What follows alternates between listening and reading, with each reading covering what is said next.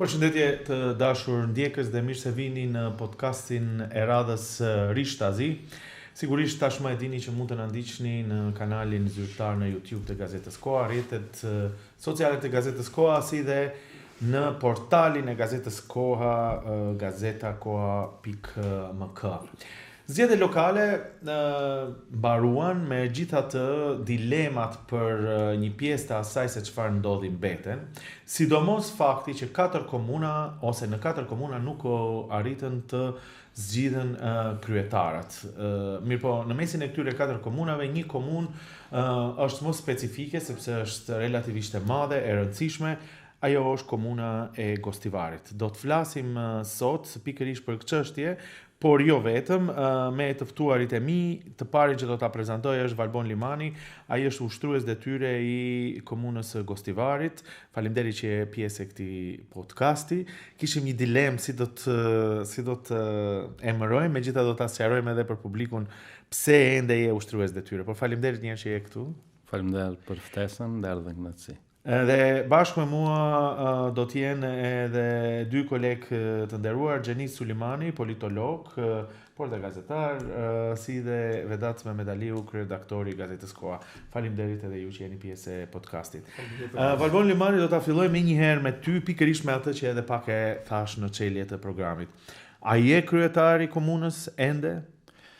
Po, sipas ligjeve të cilat janë në fuqi, duke u thirrë edhe në ligjin për veçëvërisje lokale, por edhe në kodin zgjedhor, unë më 8 korrik të vitit 2024 jam zgjedh si ushtrues detyre kryetari i komunës së Gostivarit nga Këshilli Komunal i Gostivarit, konfort ligjit për veçëvërisje lokale, neni 54 dhe pastaj neni 4 i cili u ndrua atë kohë dhe i cili thot që këtë funksion apo ushtrues detyre i kryetari i komunës së Gostivarit duhet ta ushtroj deri në zgjedhjen e kryetarit të ri në zgjedhje të rregullta.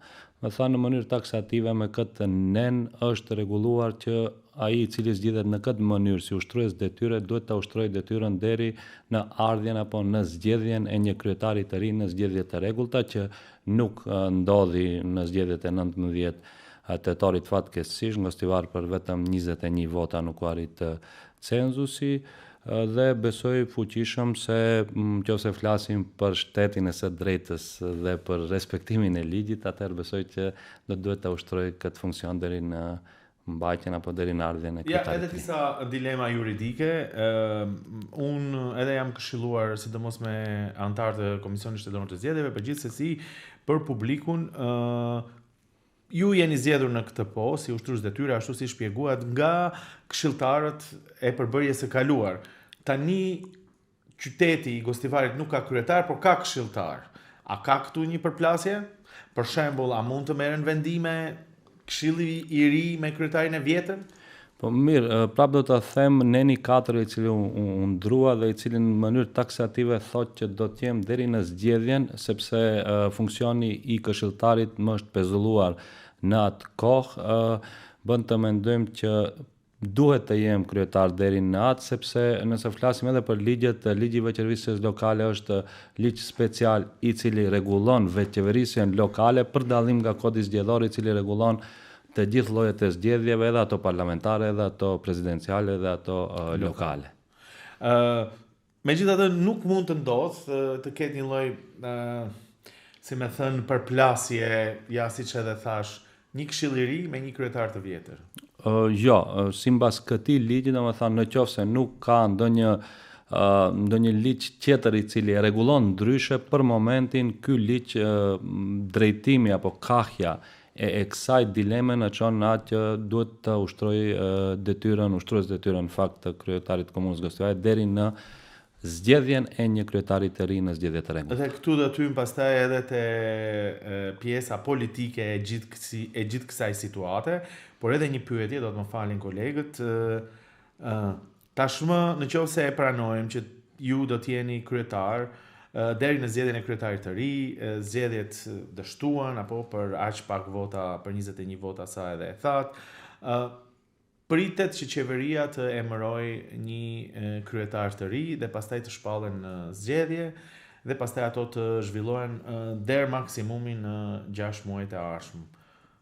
Çfarë mendoni se do të ndodh në këtë periudhë? Mendoni që qeveria do të emërojë një njeri tjetër apo do t'ju lejë juve? Kështu, në fillim domethënë zgjedhjet duhet të mbahen në afat për 60 ditësh, 6 muaj ishte me ligjin e vjetër, domethënë i cili pas disa zgjedhjeve të pasukseshme, posaçërisht në komunën e Mavrovës dhe Zhupës, qendër Zhup, u ndrua dhe afati është 60 ditor.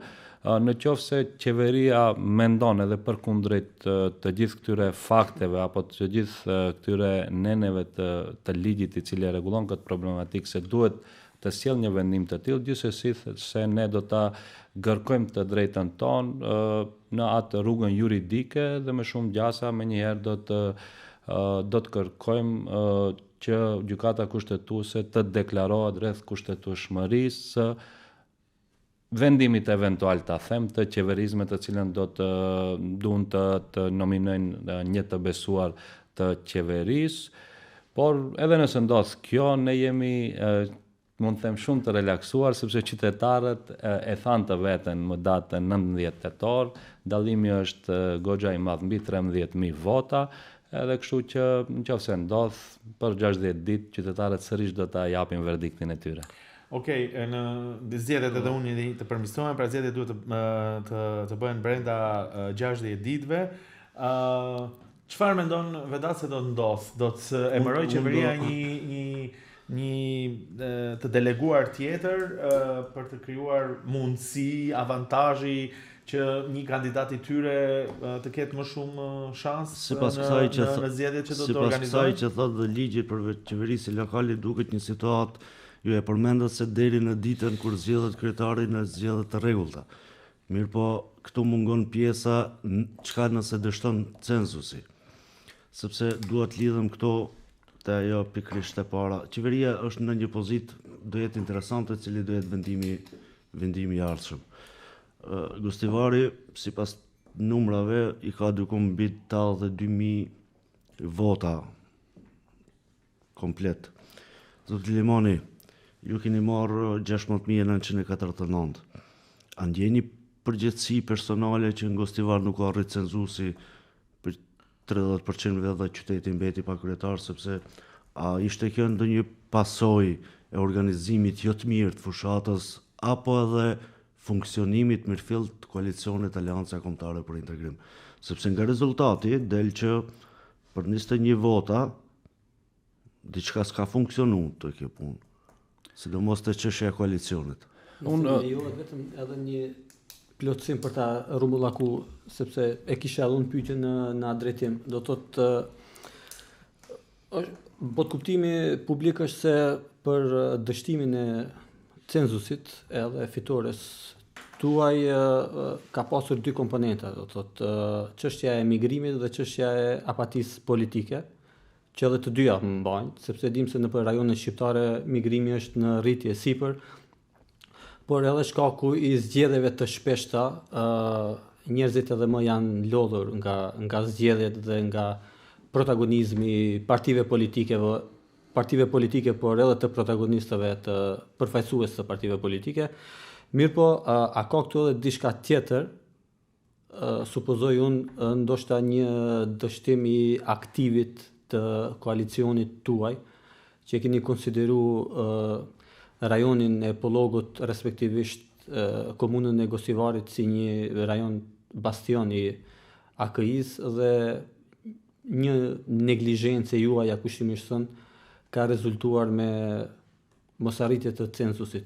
Ja të marrim pyetjet me radhë Valbon Limani, a mbani ju përgjegjësi që për 21 vota nuk arrit të zgjidheni kryetar? Kështu, unë do të them se këtu gërshetohen disa faktorë, duke nisur fillimisht prej listës zgjedhore. Lista zgjedhore është një problem i cili kështu në vazhdimsi i tangon të gjithë komuna, jo vetëm komunën e Gostivarit, por posaçërisht komunat e ish komunës së Gostivarit, duke marrë të parasysh komunën e Gostivarit, komunën e Vrapçishtit dhe komunën e Mavrovës dhe Rostushës, sepse kemi disa paradokse të cilat na ndodhin.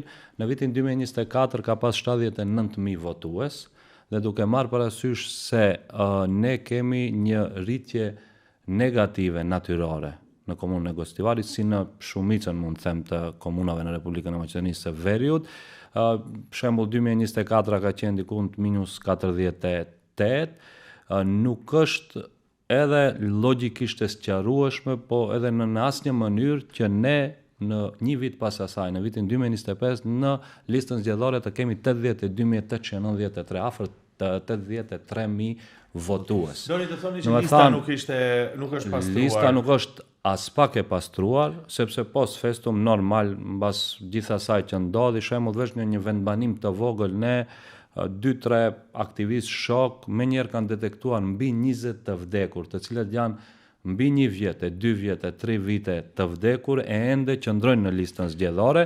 Normal që në çdo moment sjell një target pak më të lartë për cenzusin e 1/3 në shtetin. Dakor, por për shembull lista zgjedhore ishte e hapur për tu shqyrtuar. Pse si subjekte politike nuk reaguat për këtë më herët? Edhe kjo është një lloj papërgjegjësie apo? Nazim, unë nuk mendoj se partitë politike mund t'i fshin të gjithë të vdekurit në një komunë me 80, në fakt me 93.000. Po ju t'i fshin, po t'i bëjnë nxitje Komisioni Shtetëror të Zgjedhjeve, tani, po ti denoncojnë. Flasim për Gostivar, flasim për numër të këshilltarëve të cilët u zgjodhen duke u bazuar në një popullat rezidente prej 59.770, a për të njëjtën numër të këshilltarëve votuan 83.000. Do të thonë prap kemi një edhe paradoks juridik, do të thonë thirremi në numrin e këshilltarëve në 59.770, e nga ana tjetër të njëjtit votohen nga 83.000 votues.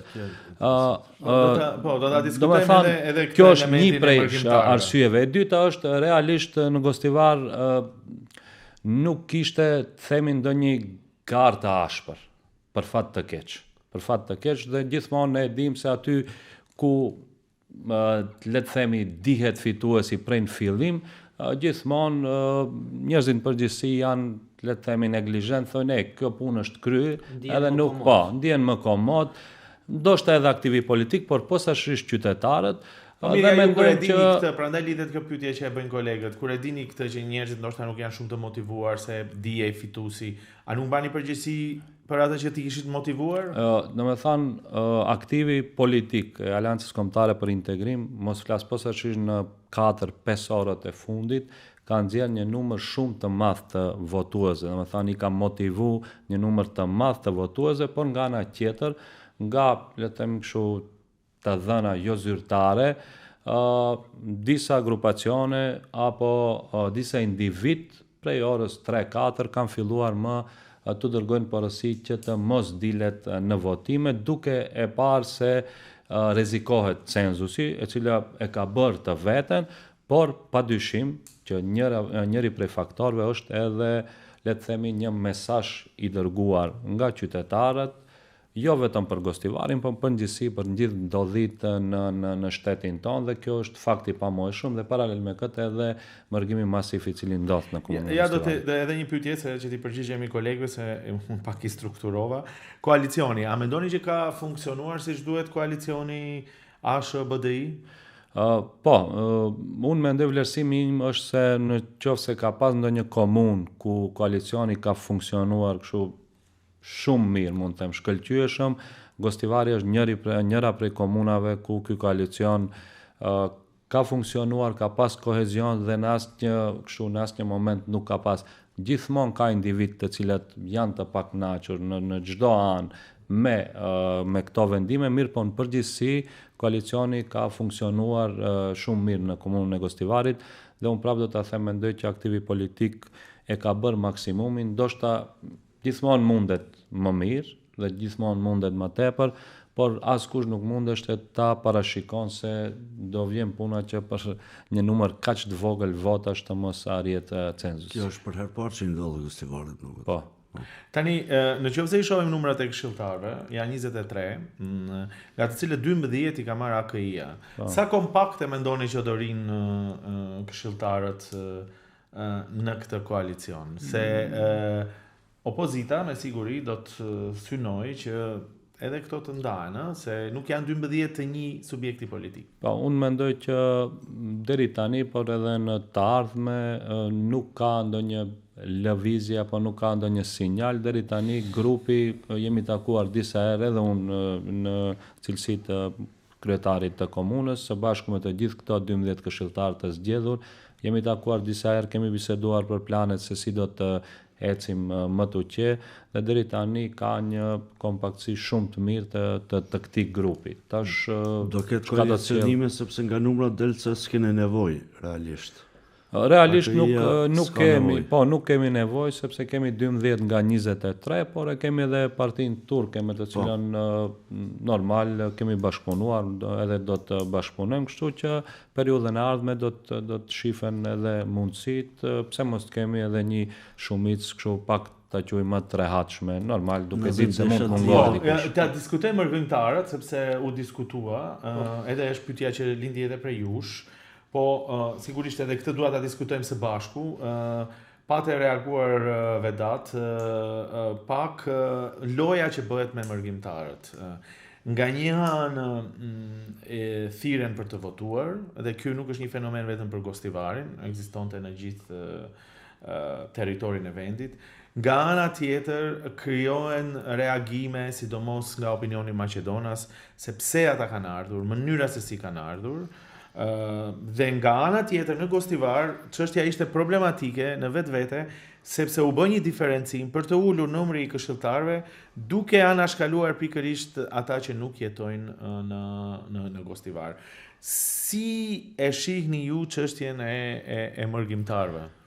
Shif, unë mendoj që mërgjimtarët janë pjesë e pashkëputshme e trojeve tona, edhe mendoj që një dokument apo një vendim nuk mund t'i shkëpusë ata edhe nga vendlindja, por edhe nga vendimmarrja, dhe duke marrë parasysh edhe vendimin e gjykatës kushtetuese, e cila e hodhi atë ndarjen sipas metodologjisë në rezident dhe jo rezident, besoj që themi kjo padrejtësi edhe në Gostivar, por edhe në disa komuna tjera për zgjedhjet e radhës do të përmirësohet, mirë po prap do ta them edhe nëse marrim numrin e përgjithshëm në Gostivar së bashku me mërgjimtarët ku diku të është afër 93.000, prap nuk është normale që në 93.000 banor të kemi 83.000 votues.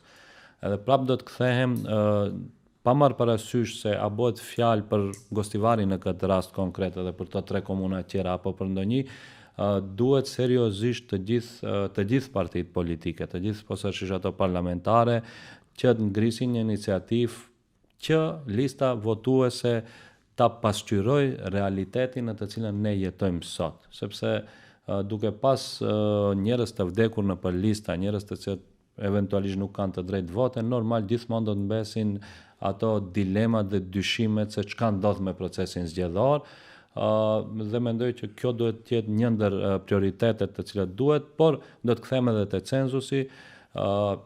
Në Unionin Evropian nuk ka shtet I cili ka cenzus në zgjedhjet lokale, po jo vetëm në Unionin Evropian, edhe në region, I vetmi shtet I cili ka cenzus është Bullgaria, e cili në raundin e parë ka një cenzus prej 40%, por në qoftë se nuk përmbushet, në raundin e dytë kërkojnë cenzus veç 25% të popullatës, që prap le të them një dilemë se në qoftë se e tërë Evropa mendon dhe vlerëson se nuk duhet të ketë cenzus, e në anën tjetër në Maqedoninë e Veriut e shohim se cenzusi posaçërisht në trojet, mendoj në komunat me shumicë shqiptare, gjithnjë bëhet rrezik më I madh për lojrat të këtilla politike, do të mendohet edhe në atë drejtim që për zgjedhje lokale fundja mos ketë census. Si është komenti juaj të dyve në lidhje me reagimet që vijnë nga opinioni I Maqedonas për mërgjimtarët?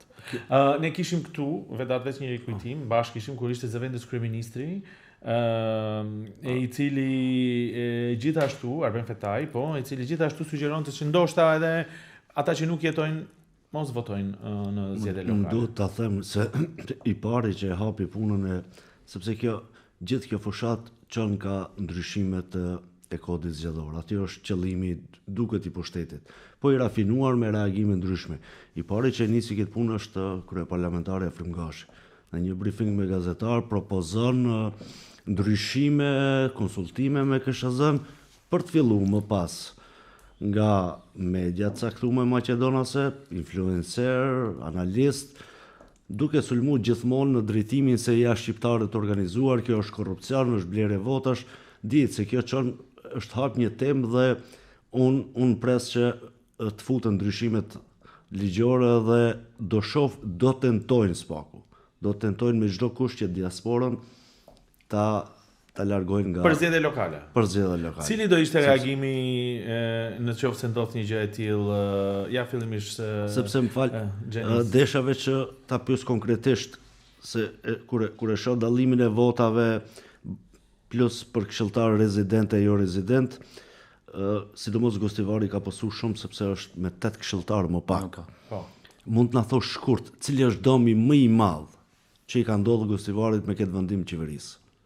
Shkurtimi. Shif, dëmi më i madh është fillimisht mjetet të cilat ja do të kthehem unë te programi i Kredisë Hungareze, të cilën e morën dhe një pjesë ishte i dedikuar për komunat e Gostivarit, domethënë diku Gostivari ka humbur sipas për llogaritjeve që i kemi bë edhe në sektor, diku afër 6 milion euro.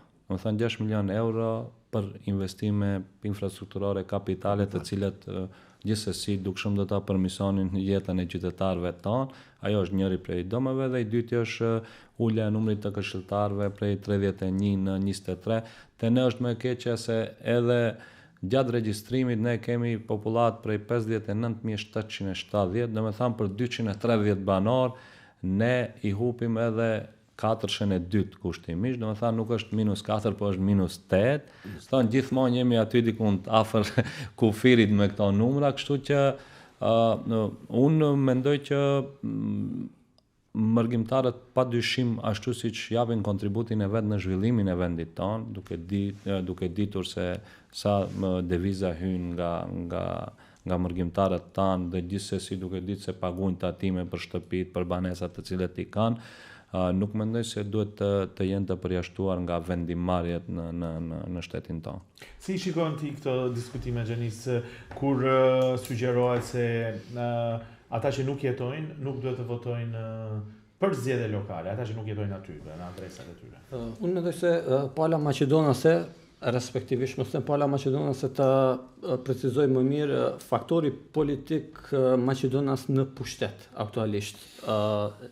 Funksionon me maksimën sulmi është mbrojtja më e mirë. Ato zakonisht deri tash kanë qenë të zëshëm në sulmin ndaj etnisë shqiptare se shumë janë etnocentrist, apo ndërkaq që nga ana tjetër ato e mbrojnë etnikumin e vet me këtë sulm që u bën shqiptarëve. Ata e dinë shumë mirë se diaspora te faktori politik shqiptar është shumë determinant, është si them një dorë djathtë e shqiptarëve të Maqedonisë. Ato dhimbjen më të madhe nuk e kanë pas te Gostivari, te Kumanova apo ndonjë vend tjetër. Ato dhimbjen më të madhe e kishin te avionët, te autobusët, edhe te ata mërgjimtarë që niseshin me flamuj drejt vendlindjes për në Kërçov, ku ishte çështja to be or not to be për në thojza çështjen maqedonase dhe donin ta kthenin atë betejë të humbur para 12 viteve, nëse nuk gaboj. Edhe tash po tentojnë ta betonojnë këtë si të mentalitet çështjen etnike te etnikja tek shqiptarët ta heqin nën dhe të mbetet vetëm etika. Shqiptarët të jenë vetëm qytetarë, ndërsa të tjerët të jenë maqedonas, të jenë etnik.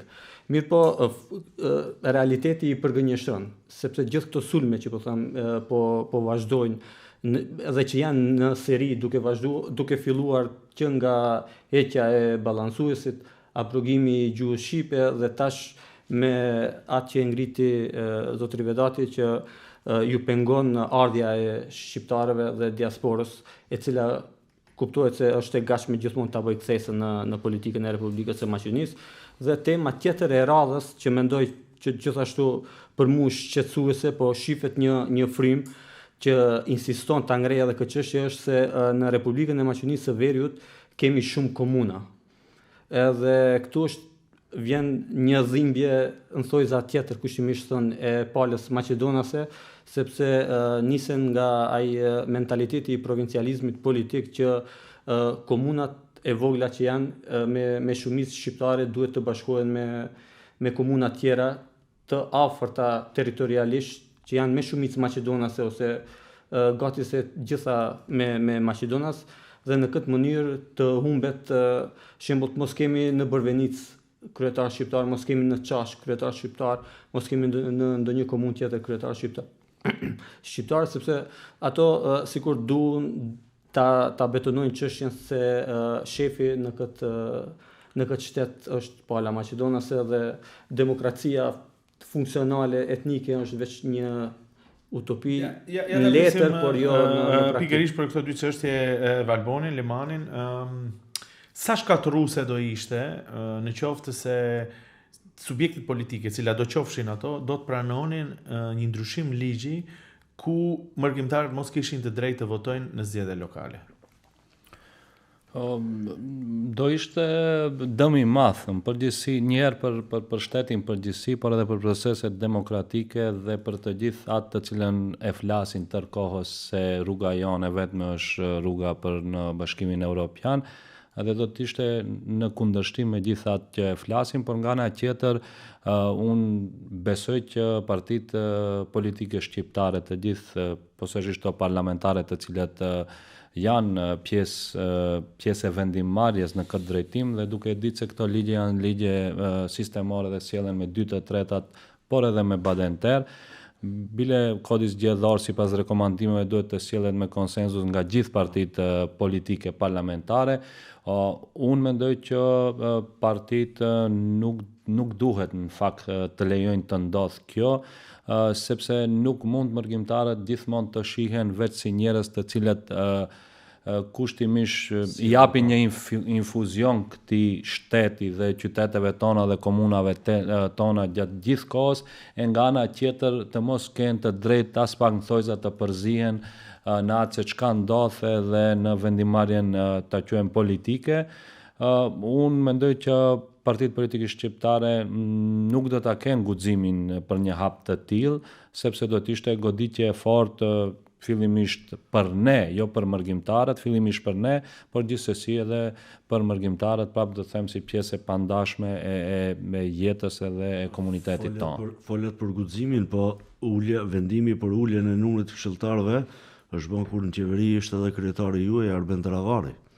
E keni diskutuar këtë më vetë se vendimin derisa ishte asheja e Taravarit në qeveri bashkë me Vlenin e sollën për uljen e numrit të këshilltarëve. Vendimet në qeveri ne shumë mirë e dim se si sillen, edhe normal që aty ku ka vendime me të cilat nuk pajtohen, jo gjithmonë ato vendime mund të ndalen në seancat e qeverisë, duke e ditë një prej shkaqeve do të themi ose një prej atyre është që Arben Taravari sot nuk është në qeveri, nuk është në qeveri për të gjithë ato të bërat të cilet kanë ndodhur në atë periudhë, dhe Arben Taravari është i rreshtuar në opozitë, në beslidhje në Aleancën Kombëtare për Integrim, gjithsesi se prapë do të them mbesin që partitë politike shqiptare, edhe ato opozitare, por edhe ato në pushtet, jenë gardian të kësaj të quaj kauze.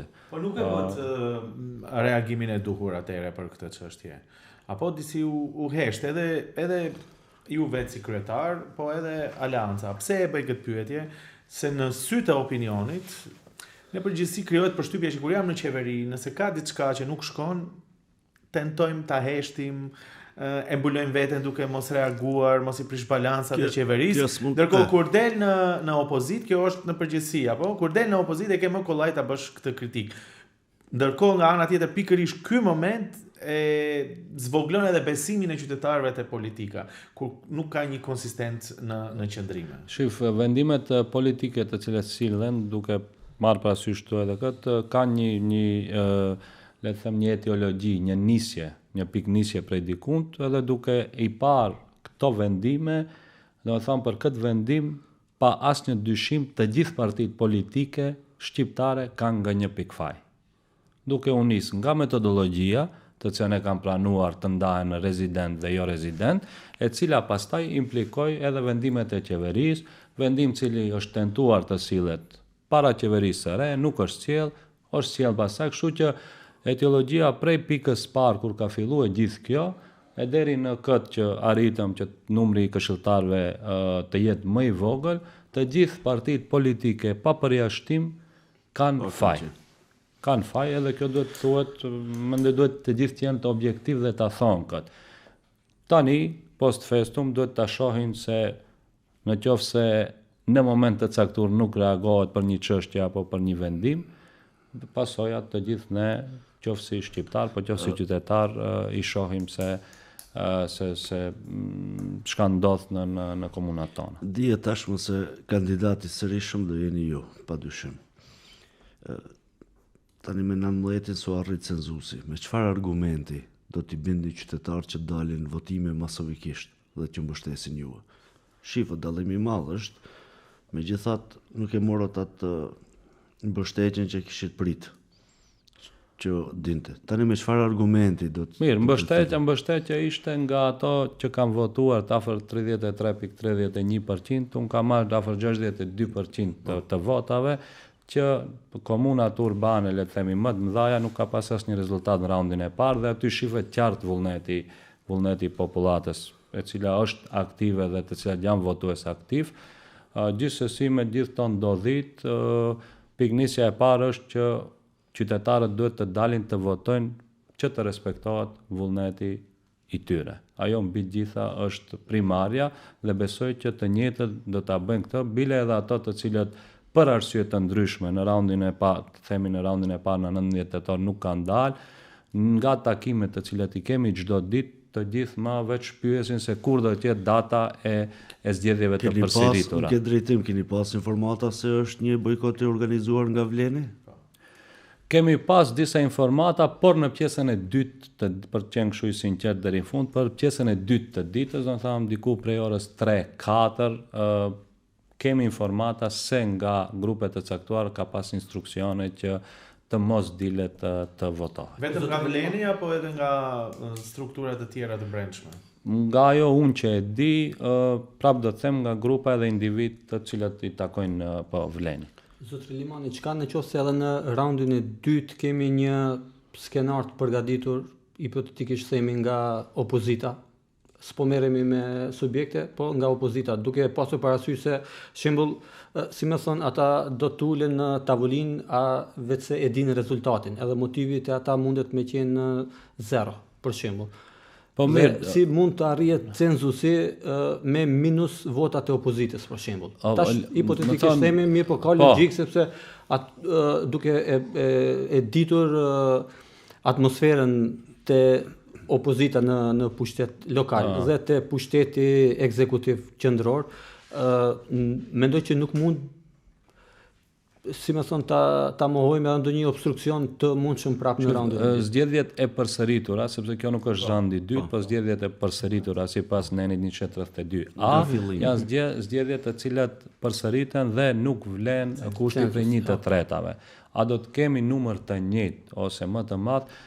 Prap do të varet shembull edhe prej datës. Nëse data është në periudhë kur mërgjimtarët tanë kthehen për festat e fund vitit, unë besoj që ka gjasa që ai numër të jetë edhe më i madh. Në qoftë se ndodh të jetë pas festave të fund vitit kur e dim që njerëzit shpërndahen, ka pushime, mund të jetë më i vogël, por gjithsesi mendoj që si mjet nuk do ta kenë cenzusin që ndodh diçka e papritur apo diçka për të cilën ato mund të planifikojnë, kështu që do të mbeset të bëjnë garë edhe normal, prap do të them qytetarët do ta thonë atë. Ja, hipotetike në këtë lloj forme, nëse cakton qeveria një përfaqësues i cili është i opozitës, si i deleguar, që pritet të ndodh që të ketë një të deleguar, është paralajmërues, po. A mendoni se për aq ditë sa do të jetë kryetar ushtrues detyre, do të krijoj situatë që të dëmtoj e përsin tuaj? Unë mendoj se duke i parë numrat, do me thanë dallimin ndërmjet votave tona të Aleancës Kombëtare për Integrim, për kryetar komune, dhe dallimi i të dytit në radhë është diku mbi 13.000 vota, edhe besoj që jo 60, por edhe 120 ditë po i pas. Çfarë nëse ju nxjerrin afera korruptive, ju krijojnë situata ku do të thonë që keni udhëhequr komunën në mënyrë jo ligjore, keni bërë shkelje ligjore? Lirisht unë i mirëpres, unë do t'ju ndihmoj, do t'ju asistoj nëse duan për të gjithë procedurat, për të gjithë gjërat që janë bërë në këtë periudhë, edhe besoj se ne fundja jetojmë në qytete kushtimisht të vogla, ku njihen edhe personalitetet, edhe familjet, edhe gjithë, edhe i dim shumë mirë, njihen njerëzit ndërmjet veti se kush çfarë backgroundi ka, kështu që unë mendoj që ajo do të jetë veç një ta quaj fiskulturë e panevojshme, sepse bëhet fjalë për fund vitin, kur duhet të përgatitet buxheti për vitin 2026, kur duhet të përgatiten programet zhvillimore kështu me radhë. E ki këshillin, kështu që s'ke problem. Po, jo, e kam fjalën që në qoftë se ndodh që dikush të vjet ta ushtroje atë detyrë, normal do të ballafaqohet me diçka me të cilën nuk ka gati se as pak informata, se çka është parashikuar, çka planifikohet. Nuk duhet ta neglizhoni faktin që ka si them atmosferë që të ushtrohet një farë presioni, ndoshta jo direkt ndaj juve, po kështu mediatikisht. Unë vetëm po e tërheq si paralele një diçka që më ka rënë në sy edhe në vesh gjatë periudhës së fundit, këta personat që flitet që do të jenë të deleguar për komunat që nuk e arritën censusin në raundin e parë, është se ata do të jenë ushtrues detyre kryetar komunash. Në fakt, në bazë të kushtetues, por edhe në bazë të ligjit, ata do të jenë vetëm organ administrativ. Do të thotë organi administrativ automatikisht nënkuptohet se nuk ka legjitimitet politik. Ndërkaq që ata, pushteti qendror, munduhet ta shes këtë se ushtruesi, në thojza kryetari i ardhshëm, është sikur të jetë organ politik. Ju shumë pak e komentoni këtë çështje, që për mua parë nga këndvështrimi im është shqetësuese, sepse sikur e imponon edhe ta ndihmoj në atë pjesën që tha edhe zotri Rashiti, që të ushtroj një farë presioni për të bërë ndoshta ndonjë kthes në rezultat. Shifni, tash prap do të kthejmë, nëse flasim ekskluzivisht për komunën e Gostivarit, ashtu siç e thash, ne atë vendim eventual gjithsesi se do ta dërgojmë deri tek gjykata kushtetuese, domethënë të gjithë ato mjete juridike të cilat i kemi në dispozicion do t'i shfrytëzojmë dhe besoj se të njëjta do të merren parasysh, mirëpo nuk mund ta përjashtoj edhe mundësinë që përkundrejt asaj edhe gjykata kushtetuese të sjellë një vendim ku thuhet se është në rregull dhe ligji interpretohet në mënyrë tjetër, duke ditë se në përgjithësi në jurisprudencë, interpretimi i ligjeve gjithmonë ka nga një boshllëk, e posaçërisht në shtetin ton ku kemi 1, 2, 3 ligje që kundërshtojnë njëri tjetrin dhe në asnjë ka vakume kështu juridike. Në këtë rast, në rastin e Gostivarit nuk ka vakum juridik, por prap unë nuk duhet prejudikoj, po në fund mund edhe një vendim të jetë edhe i gjykatës kushtetuese në favor të asaj se duhet ketë ushtrues detyre, dhe ajo që mbetet, edhe pse vullneti i popullit është shumë i qartë në Gostivar, por edhe në komunën e Vrapçishtit, do të mbetet që ta presim datën e zgjedhjeve dhe normal qytetarët sërish ta bëjnë të vetë. Ja pyetje direkte, ju nuk keni frikë që ushtruesi i detyrës nëse vjen do t'ju gjej keq përdorime në komunë? Jo, as pak. Folat për duke i pa numrat, po edhe sikur po flisni, shifet se keni një siguri shumë të madhe, edhe për këtë ju uroj se nuk e fshehni dot. A e ki taku kundër kandidatën? Se ba e dinin? Para ose mbas zgjedhjeve? Pas zgjedhjeve. Pas zgjedhjeve, Sebajdinin nuk e kam takuar, e kam takuar Visarin rastësisht, këtu në Shkup, por gjithsesi ato janë bashkëqytetar, unë i kam njoft edhe para procesit zgjedhor, edhe Sebajdinin, edhe me Visarin, mendoj kemi pas biseda e kafe kështu me radhë.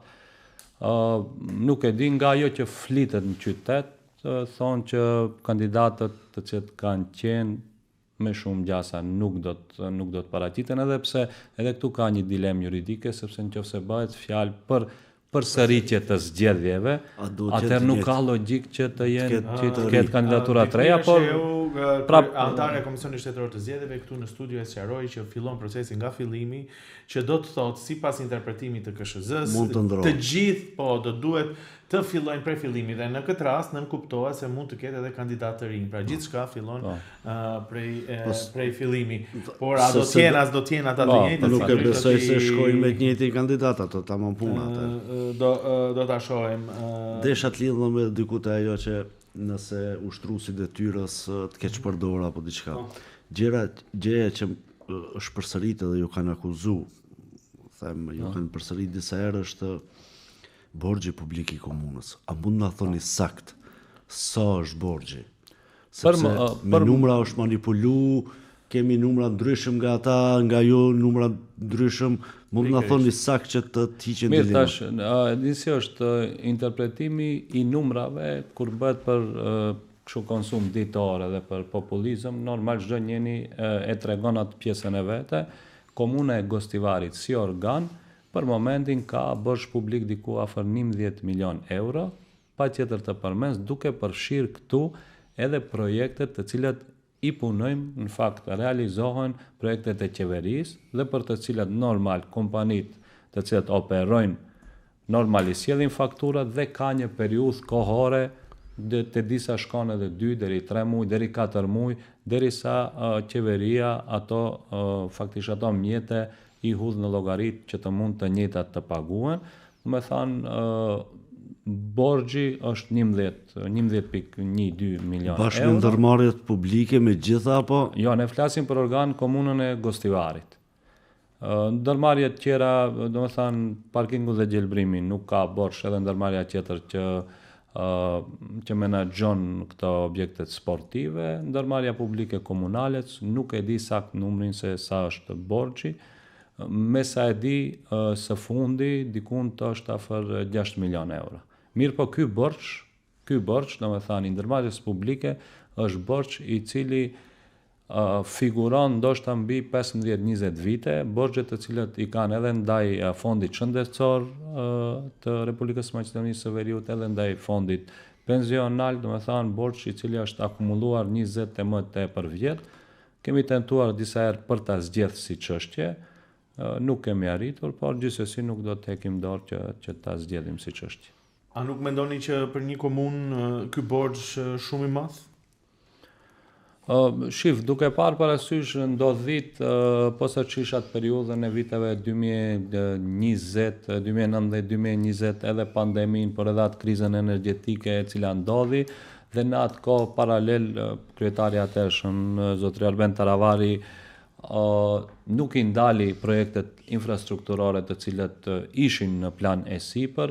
Është normale sepse në atë periudhë të hyrat e komunës, jo vetëm të komunës Gostivarit, por përgjithësi të gjithë komunave ishin minimale, dhe duke pas parasysh që në atë periudhë vjente në shprehje edhe, le të them, solidarizimi me bashkëqytetarët tanë, të cilët gjithashtu kishin telashe financiare, normal është që kur kemi të hyra minimale nga ana tjetër vazhdojnë punët edhe projektet kapitale infrastrukturore, normal është që të krijohet dhe të akumullohet një borxh i tillë. Unë kam biseduar normal edhe para se të kandidohem që kemi një plan, një prej atyre është presim edhe ligjin për legalizim, ku kemi domethënë objekte për të legalizuar dhe kemi një projekcion të mirë.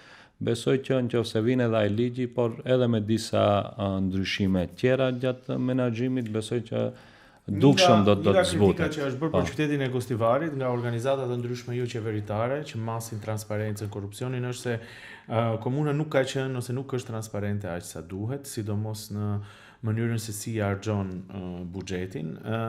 Ju tani është e vërtet që e morët postin nga zoti Taravari, por a pajtoheni me këtë akuzë? Jo, nuk pajtohem, sepse fillimisht, ja unë do të flas për to 16-17 muaj, buxheti komunës së Gostivarit vjet ka qenë i përpoluar bashkë me qytetarët, domethënë me vizita në çdo vend banim dhe me bashkëbisedim se cilat janë prioritetet e atyre vendeve të cilat normalisht i vizitojshim dhe bashkëbisedojshim. Për të njëjtat qytetarët kanë dhënë mendimin e vet se çka më së shumti ju duhet dhe buxheti është përpiluar në bashkëpunim me qytetarët, por gjithsesi përveç asaj ka pas debat publik, jo një nga 2 debate publike, ku ka qenë të ftuar edhe organizata gjëqeveritare, edhe institucionet e ndryshme, por edhe qytetarët, me të vetmin qëllim që buxheti të përpilohet nga gjithë ne, e jo vetëm nga sektori financave pranë komunës së Gostivarit. Këtu patjetër ta përmend që interesimi edhe i qytetarëve, por edhe i organizatave qeveritare, gjithmonë ka qenë ekstrem i vogël për këto debate, domethënë nuk marrin pjesë në debate, por gjithsesi pastaj dalin e thonë që buxheti është përpiluar në këtë mënyrë ose në mënyrë tjetër. Gjithmonë kemi qenë të hapur që buxheti të përpilohet nga gjithë ne, edhe gjithsesi do të vazhdojmë. Nga ana tjetër në webfaqen qëndrojnë të gjithë dokumentet nga kvartalet e nga buxhetet gjetore në webfaqen e komunës së Gostivarit. Kemi informata se të njëjtën do të konstituohet këshilli i ri i komunës tash që ka dalë nga këto zgjedhje. Deri të njëjtën keni qenë koalicion lokal me Vëmëron, nëse e di. Po. Si ka funksionu kjo derisa në pushtet qendror jeni në opozitë, ndërkohë që pushtet lokal keni qenë koalicion? Si kanë qenë marrëdhëniet me dhe ndarja pushtetit? Po, koalicion.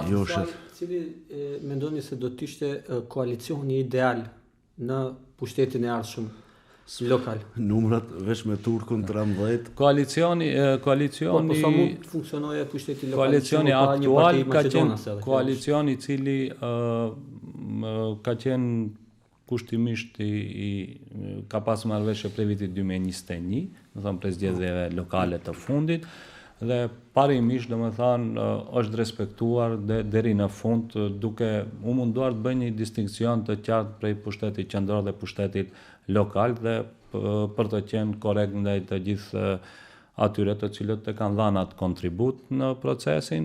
Ka funksionuar normal, ka pas korektësi nga të dy anët, nuk ka pas në asnjë moment ndonjë presion i çfarë do lloji, kështu që ka funksionuar.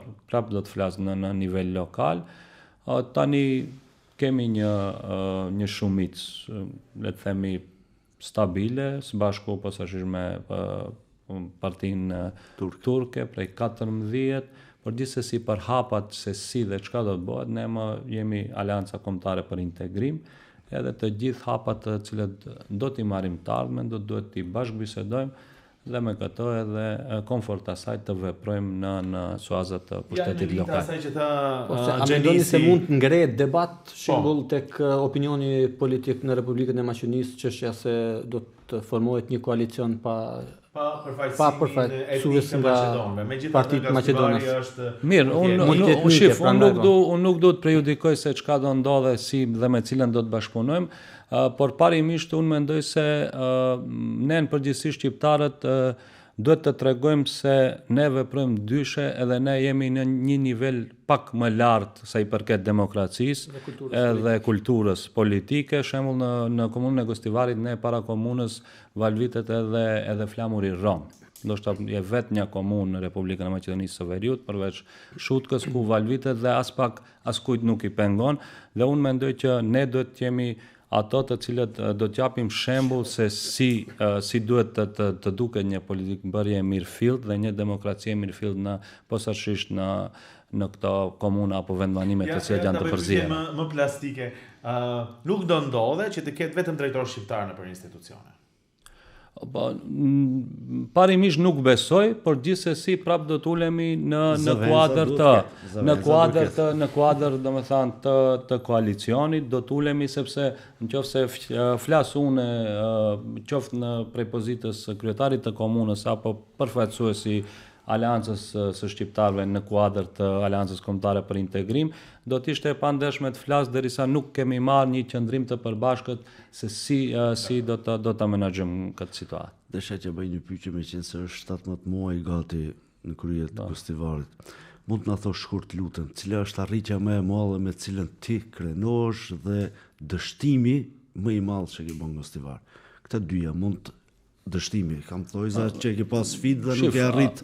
Arritja më e madhe është përgatitja dhe veçmë realizimi një pjesë të madhe të projekteve infrastrukturore, posaçërisht në vendbanime ku kam pritur mbi 20 vjet për realizimin e të njëjtave. Sot ja kishim një promovim të një rruge kryesore për në një fshat të madh, fshatin Turçan të madh, si dhe disa projekte tjera të cilët ne i kemi planifikuar dhe tani më janë në realizim e sipër, por gjithsesi edhe këtu patjetër ta them që edhe pse funksiononin prej kohës kryetarit Taravari, tashmë veç janë në finansim plotësisht nga ana e komunës, 2 qendra drinore, edhe ICANN-i, edhe YCC Youth and Community Center, si dhe një qendër për Autism Blue Puzzle. Këto janë domethënë ato me të cilat jemi krenuar edhe atë, por edhe tani kur e dim që fondet gjithnjë më pak zvoglohen dhe shteren, sa i përket atë që s'ke mund të arrish. Atë që ke dashur ta bësh por nuk e ke dashur. Ka projekte të cilat i kemi planifikuar që në këtë periudhë të realizohen dhe për shkaqe të ndryshme nuk janë realizuar, ndoshta ajo është dështimi më i madh, por besoj që periudha e ardhme, shpresojmë nëse gjithçka shkon si duhet 4 vjeçare, do të kemi kohë mjaftueshëm të vetë një. E konsideroni si handicap se ishit në fakt vazhdimsi e zotit Taravari, nuk është që u zgjodhe direkt në zgjedhje direkt nga qytetarët. Po mirë, në zgjedhje direkte jo, gjithsesi unë isha kryesues këshillit dhe isha i votuar nga qytetarët jo për këtë funksion, por për antarë të këshillit komunal. Nuk besoj që është handicap nga koha e ish kryetarit Arben Taravarit. Gjithsesi trashëgova edhe projekte të cilat tashmë veç i realizojmë, edhe punë të mira, kështu që nuk e shoh. Gati 17.000 vote e keni pas, më shumë se Arbeni. Po. Krejt në fund, se po mbërim në minutat e fundit, dua t'ju pyes, ju vjen keq që nuk jeni pjesë e Vlenit? Me këtë, në një farë mënyrë do t'ishit pa diskutim kryetari i festivalit. Jo, nuk më vjen keq. Unë pjesëmarrjen time në politik, do të them, po më shumë të ta quaj në administrimin e qytetit, e shoh si mundësi për t'i shërbyer qytetarëve, e jo si një, le të them, si një mjet të cilën duhet unë ta kem si triumf, dhe nuk më shqetëson as pak ajo se nuk u zgjodha në këtë, por edhe mbas kësaj nëse nuk ndodh, gjithmonë kam tentuar që të kontribuoj në komunitetin ku jetoj, gjithmonë për të mirën e qytetarëve dhe gjithmonë e shoh si mundësi për të bërë më të mirën për qytetin tim. Unë jam njeri që jam shumë i lidhet për qytetin tim, për Gostivarin, dhe e dua me gjithë shpirt, andaj edhe e kam marrë unë përndryshe profesionin, e kam mjek, jam specialist endokrinolog, kështu që nëse flasim në aspekt pragmatik, ndoshta edhe nuk kam nevojë që të jem në atë pozitë, mirë po prapë do të them më tepërmi dashuria për Gostivarin si qytet dhe si komunë ka bërë që ta marrë. Terma politik pak edhe jashtë komunës, për Aleancën për Shqiptarët sugjerohet se në fakt këto veprime që njëherë ishte pjesë e një qeverie, tani e një koalicioni, tani nuk është, tensioni që u kryen me Vlenin, dalja në opozitë ndërkohë që ishte në pozicion apo për të qenë në qeveri, mund ta dëmtoj. Mendon që Aleanca për Shqiptarët bëri një lloj gabimi që i bëri gjithë këto lëkundje? Aleanca në parim, unë mendoj që kur je pjesë e një organizate, qoftë në këtë rast ajo politike, unë mendoj që vendimet të cilën i sjell shumica, gjithmonë mendoj se janë vendime të drejta. koha pastaj mund të tregoj ose perceptimi ynë mund të jetë që nuk kanë qenë ose janë, mirë po unë prapë qëndroj në atë që kur shumica sjell një vendim të caktuar, ta respektoj deri në fund, pa më zbo kalkulime them personale për atë se Po ju personalisht a menduat që gaboi Aleanca për shqiptarët që nuk mbeti në vlen? Prej kësaj perspektive, jo, nuk mendoj se ka gabuar. Dhe krejt në fund, Valbon Limani, a mendon që në qoftë se zgjidhesh kryetari i komunës së Gostivarit dhe duke mos qenë vleni pjesë e qeverisë, do të penalizohet komuna? Duke mos qenë AKI-ja. Po, nga Duke mos qenë AKI-ja pjesë e qeverisë. Vleni nga praktika e deri tanishme kemi vërejtë se komunat opozitare pak më rënd arrin deri tek fondet të cilat janë në dispozicion edhe në ministri të ndryshme, por edhe në programe të ndryshme, por unë prapë do të them, unë besoj që ka ardhur koha që le të themi edhe demokracia, por edhe qasja jonë duke parë gjithë këtë migrim masiv i cili na ndodh, besoj që do të ketë reflektim edhe nga pushteti qendror me të vetmin qëllim që komunat të zhvillohen, që së paku pak ta parandalojmë këtë që na ndodh në të gjithë komunat. Ose në këto me bëj këtë pyetje sepse shpesh ka pasur thirrje direkte apo ose indirekte duke thënë që nëse nuk votoni për partitë që janë në qeveri, do të kenë probleme qytetarët. E pam në fushat gati këtë. A mendoni që kjo mund t'i demotivojë njerëzit në procesin e ardhshëm zgjedhor? Kur flasim për zgjedhje lokale, unë mendoj se jo. Për zgjedhje parlamentare më bëhet fjalë për diçka tjetër, për zgjedhje lokale sërish prapë do të them është vendimi i qytetarëve dhe mbi të gjitha kandidatura e individëve shumë domethënëse dhe shumë me rëndësi. Unë mendoj se nisur nga ai vesi hakmarrës i kryeministrit aktual, ai mendoj se do të tentojë që kryetarin e ardhshëm, i cili është tash edhe favorit në raundin, në fakt në përsëritjen e zgjedhjeve, do të tentojë që të jetë sa më pak dorëshlir ndaj Gostivarit, shkaku që ta diskreditojë edhe si komunë, edhe si kryetar, që sepse në politikën tonë, në botkuptimin kulturën politike, inati politik është shumë më i madh se interesi për të mirën e përgjithshme.